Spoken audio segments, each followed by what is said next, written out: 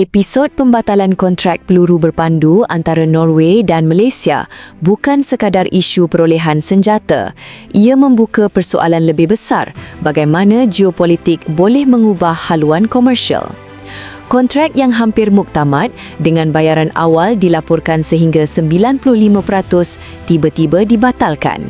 Isu ini tidak boleh dilihat sebagai insiden terpencil atau sekadar gangguan perolehan. Pada masa sama, Norway memperkukuh hubungan pertahanan dengan Australia, sebahagian daripada blok keselamatan Indo-Pasifik.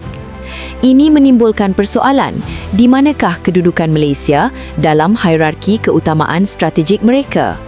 Malaysia sejak sekian lama memegang prinsip non-aligned, berkawan dengan semua blok tanpa mengikat diri secara eksklusif kepada mana-mana kuasa besar. Hubungan dengan Barat, Timur, negara jiran dan kuasa global dibina atas prinsip keseimbangan. Melalui Government Pension Fund Global, GPFG, Norway mengurus dana kekayaan negara terbesar di dunia dengan pelaburan sekitar $3.15 bilion di Malaysia.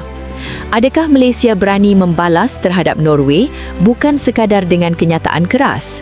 Kerana dalam dunia pertahanan moden, keputusan besar jarang sekali berdiri sendiri. Malaysia perlu melihat ke tempat lain dan tak perlu sudah berbeli di Eropah. Takkan hendak pisang berbuah 5-6 kali. Kelak sendiri makin teruk kena kecam. Sudahlah kapal perang tak siap-siap.